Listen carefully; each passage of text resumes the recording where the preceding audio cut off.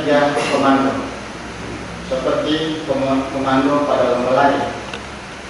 Siap, sedia, ya. Siap adalah sebuah posisi umat manusia. Siap adalah disposisi batin. Disposisi batin kita yang selalu pasrah pada kehendak Allah. Siap adalah kondisi kita kemarin, kondisi kita hari ini, dan kondisi kita hari esok. Siap adalah niat seseorang untuk melakukan sesuatu. Kemudian sedia. Ketika pada saat berlomba lari, kalau dikatakan sedia, orang mulai jongkok. Artinya apa? Dia memperbaiki. Apakah posisinya benar? Apakah posisinya siap tempur? Apakah dirinya sungguh menjawab tugas dan tanggung jawab yang dimatanya mau jalan?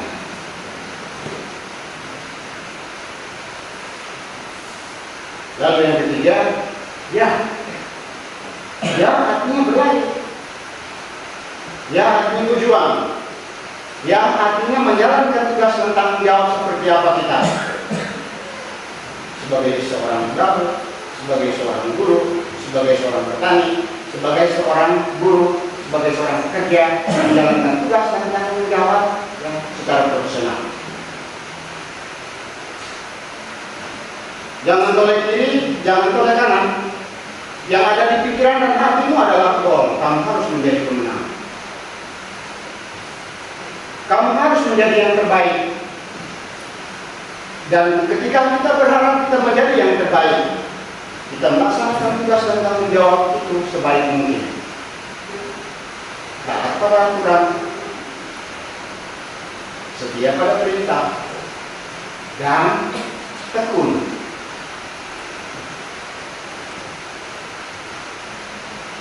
Hari ini kebangkitan Yesus mengundang kita untuk melihat kembali apakah tiga komando itu sungguh menjadi milik kita. Apakah tiga komando itu sungguh menjadi bagian dari kehidupan kita sendiri. Siap adalah kondisi kita sejak lahir. Lahir seperti seorang anak kecil, kemudian besar, berkembang, menjadi remaja, menjadi dewasa, lalu tua, menjadi manusia yang produktif, dan akhirnya mati. Lalu, tadi saya bilang apa? Kebangkitan Kristus adalah solusi. Ada banyak dinamika dalam kehidupan kita, antara doa dan harapan.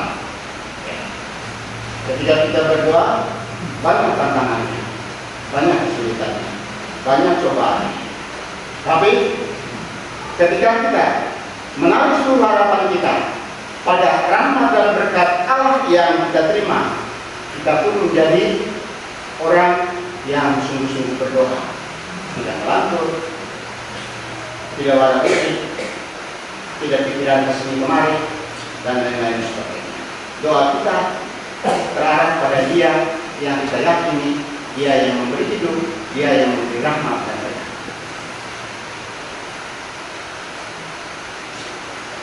Yang kedua, antara cinta dan kebencian. Mencintai adalah kebutuhan. Benar nggak? Benar?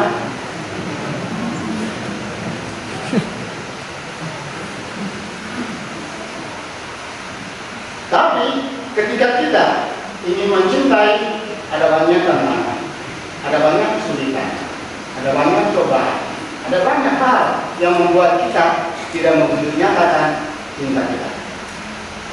Cinta itu kita arahkan pertama-tama kepada Tuhan, yang kedua kepada sesama, yang ketiga pada lingkungan hidup. Berapa banyak orang yang mencintai Tuhan? Banyak orang mengaku diri sebagai orang Katolik dan mencintai Tuhan, tapi banyak orang pula yang mengkhianati Allahnya. Bahkan, ya, orang tidak mencintai Tuhan benci Tuhan. Benar nggak? Berapa banyak orang kami lari? Berapa banyak orang mengkhianati agamanya? Berapa banyak orang yang membunuh bayinya? Berapa banyak orang yang berkelahi merebut harta antara saudara dan saudara? Sekali lagi, di depan matamu ada Kristus yang bangkit untuk mengingatkan kamu bahwa cinta dan kasih sayang itu adalah benih hidup.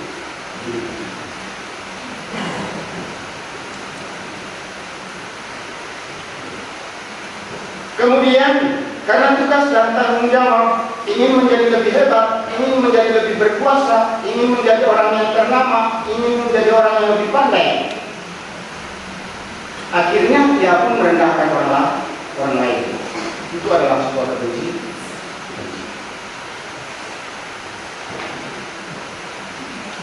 Kebencian membuat kita memiliki banyak musuh. Ya enggak? Ya tidak? Ya. Kebencian membuat kita memiliki banyak musuh. Walaupun kamu kaya, walaupun kamu hebat, tapi kalau hatimu dipenuhi dengan kebencian, kamu akan memiliki banyak musuh.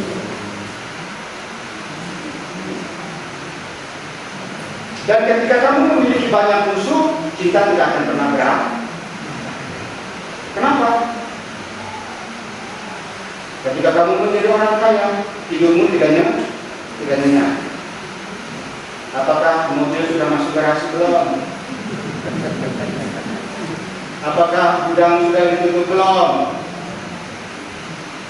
Apakah beras sudah pada posisinya belum?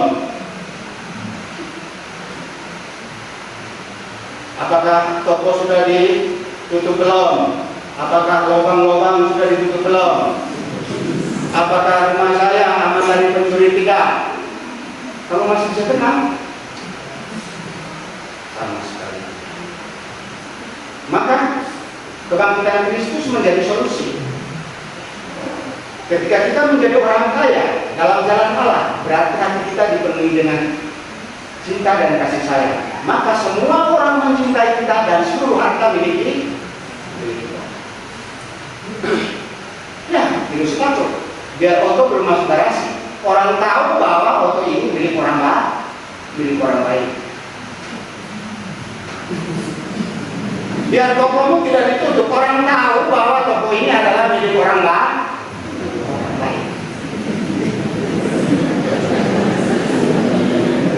Jika kamu mencuri di toko ini, kamu menjadi orang yang paling terburuk. Ya, benar.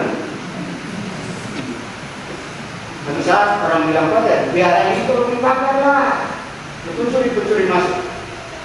Saya bilang ya, pagar itu kemudian. Yang lebih dulu kami harus menjadi orang baik. Kalau kami menjadi orang baik, biar rumah kami tidak dipagar, tidak akan kehilangan apa.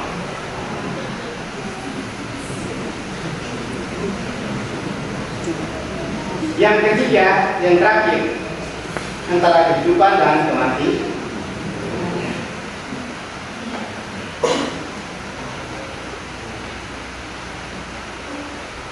Saat ini orang berlomba-lomba untuk memiliki umur panjang.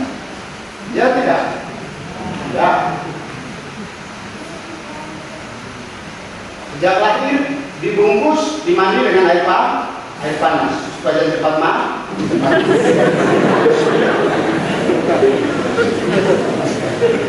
Kemudian siapkan dokter pribadi. Panas tinggi sedikit, bilang dokter harus. Kenapa? Karena yang ada dalam otaknya adalah kehidupan. Tidak boleh mati. Sesudah dia hidup, dia akan makan sekenyang mungkin. Perutnya tidak boleh lapar. Pagi makan, siang makan, malam juga makan. Tapi banyak orang makan sampai kegemukan. Ada yang makan sepanjang hari, sudah makan pagi dan mengeluh. Kemudian dia menjadi orang yang paling besar.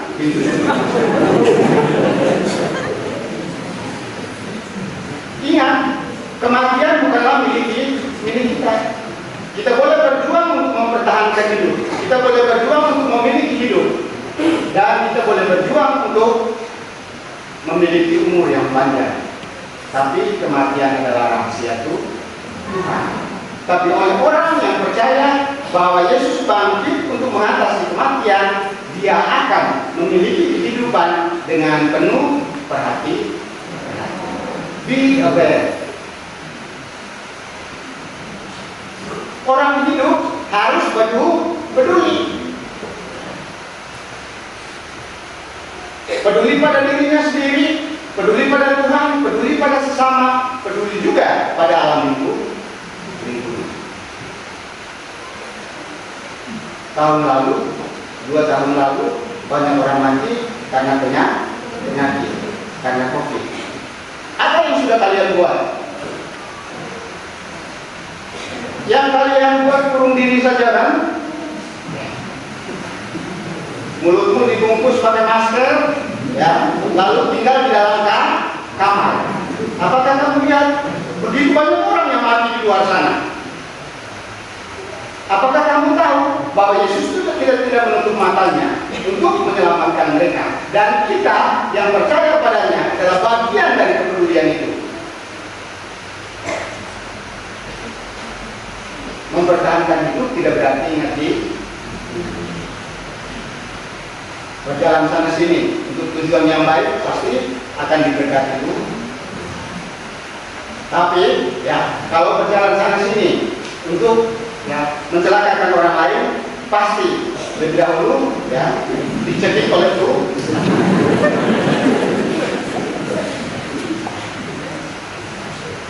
Saya tidak dengar berapa banyak orang akan buah ya yang peduli untuk mengatasi COVID. Tapi saya cukup dengar banyak bahwa orang akan buah menutup diri di dalam kamar, gereja kosong, pasar kosong, dan semua kosong. Sampai kapan? Sampai kapan kamu mengurung dirimu di dalam kamar? Hanya orang yang tidak percaya kepada Allah yang selalu mengurung diri. Tuhan memudahkan kita suatu kemampuan untuk terus berkreasi oleh kebangkitan Kristus Tuhan, untuk membuat diri menjadi berarti, untuk membuat diri menjadi bermanfaat, membuat diri menjadi berguna, membuat dirimu juga menjadi solusi.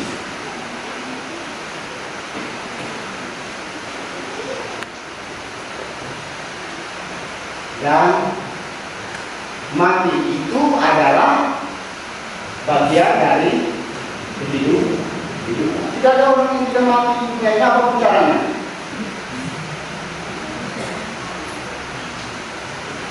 Coba kamu data berapa banyak orang mati karena penyakit jantung dan orang mati karena COVID.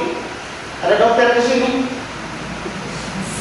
Mana lebih berbahaya, jantung apa COVID?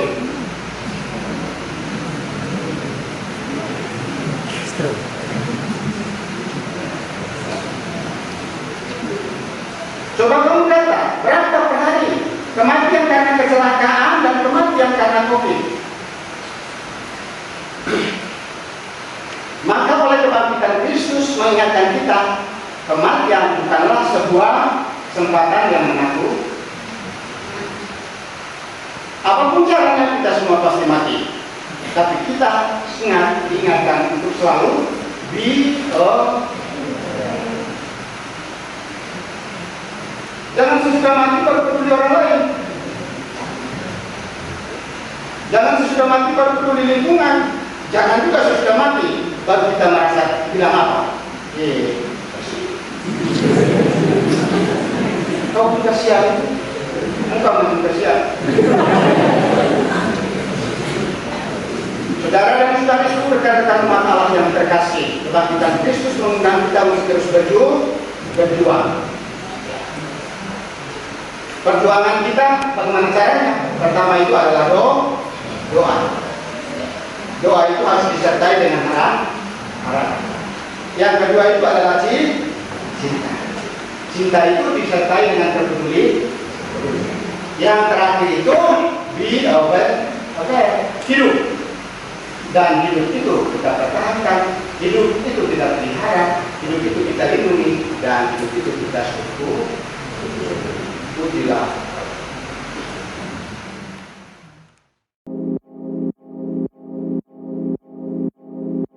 Fearless.